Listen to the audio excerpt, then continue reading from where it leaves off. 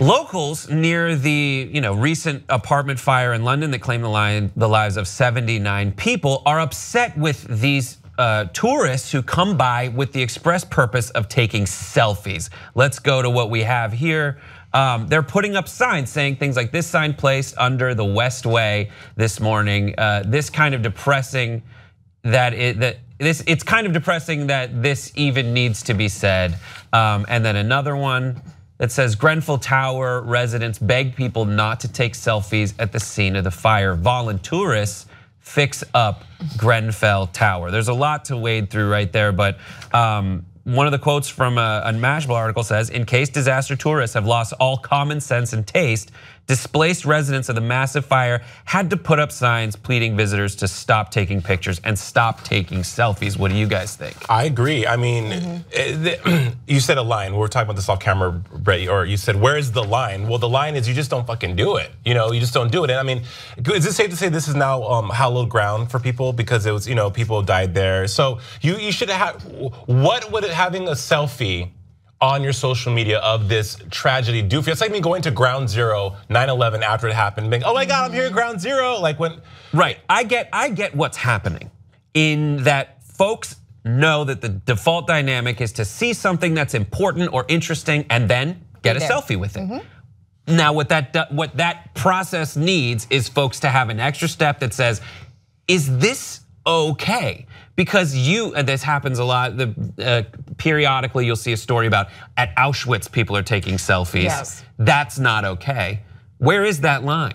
I think what it comes down to for me is just practicing empathy. And so what's like a way of practicing empathy is literally taking yourself out of the picture and imagining yourself in the place of other people. And in this case, it would be in the place of the victims and their families and being respectful to those who knew people that died in this tragedy. So just literally take yourself out of the picture. It's not about you. It's not about proving to people you know on social media that you were there.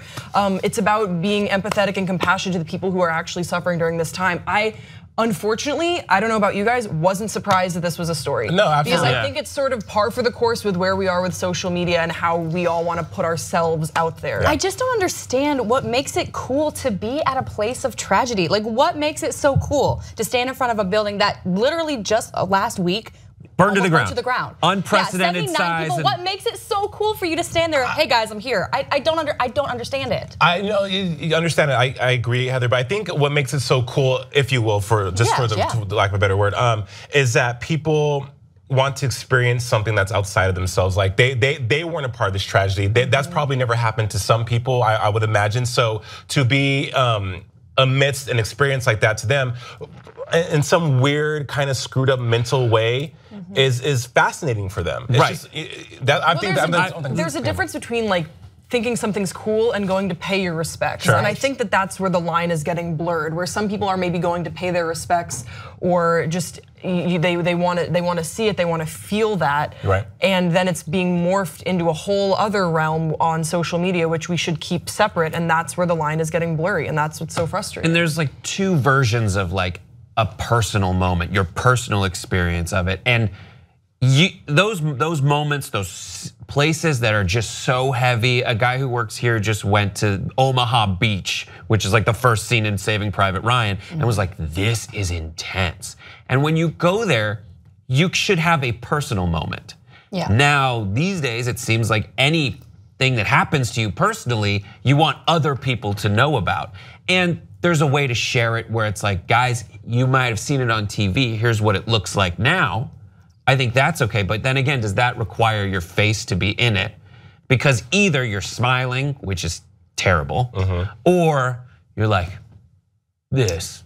It's which is contrived and horrible. So contrived. Did anybody been to the Freedom Tower in New York? I have, twice. Did you take pictures in front of it? No, I did not. I didn't either. I went to New York, visited with my husband. We took thousands and thousands of pictures a few years ago.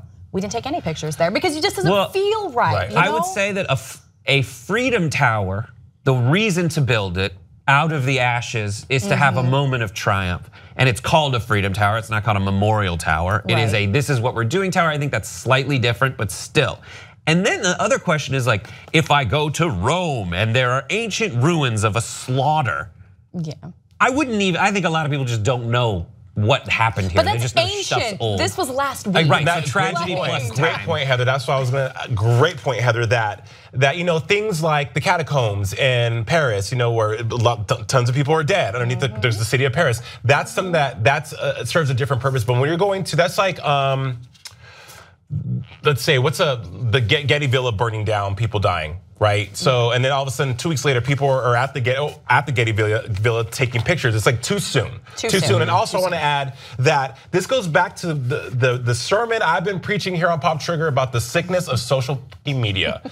And we talked about this on the main show, Grace, with the basketball player who wrote on the Great Wall in chalk. Remember that last year? Yeah. And I said that people are so obsessed with who I'm with, who I can be seen with, here's what I'm doing, that they don't care, they don't take a minute to stop and think, okay, what are the ramifications, or what is me posting this picture gonna say about me as a person, or the other people that have been affected by said tragedy or anything of that nature. So it's just social media is creating this illness with society, and people get mad at me in the comments. They disagree. They come for me on Twitter, but it's the fucking truth. You have to stop and think about every image you're putting out there. And I can't even talk. In this instance, I'm really passionate this morning. Do it.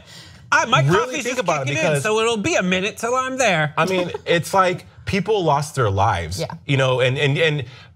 And luckily, and I shouldn't say luckily, we weren't one of those people. The people going to this to that tower were not one of those people, but other people have families who did. So you have to stop and think about that. You really do, and be more cognizant and more present in what you're doing. The other thing is this issue of voluntourism.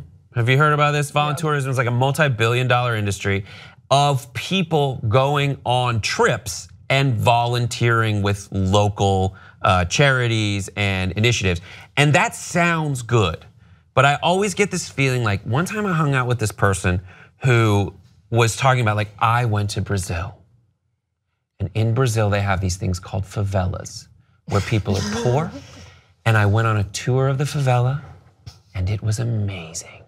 You see these people, brothers fighting brothers for scraps of food. It was so amazing. I loved the experience. It's like you're missing something, because for you, it's a notch in your I've been there belt. And for them, it's real life. Now you can go there and volunteer, and even if you're a total selfish, narcissistic bastard, as long as you're helping, I feel like you're better than someone who doesn't help. But if you're helping to make yourself seem more interesting, rather than understanding the gravity of the situation and doing something that is aware of what other people are going through, as Grace said, that empathy factor, that's what you need to be doing. Well, and also it's just like, at the core of aid, it cannot be self-serving. If you're going to help others, it cannot be because you are trying to help your own image. It shouldn't have be. nothing to do with your ego can trip. be. It bothers me on my social media when I see, oh look, I volunteered here and here and here, and people have like the little charity album on their Facebook. Like the only reason you did it was to show people that you care. Right. If you have to show people you care, you don't care. But if I'm running that agency, if I'm running that NGO or whatever volunteer agency, I mean, that's an interesting world of like, here are people that come and do good for good's sake, and here are people who come and I just need to say, oh my God, you're doing so fantastically, you're so interesting, blah, blah, blah. Now please build that thing for me, because we need it. Are there not rules either? I mean, usually when you volunteer, I've been in places where no phones allowed, out of respect for whatever is happening in that situation. It's this weird catch-22 of like raising awareness versus being completely non-self-aware. Yeah.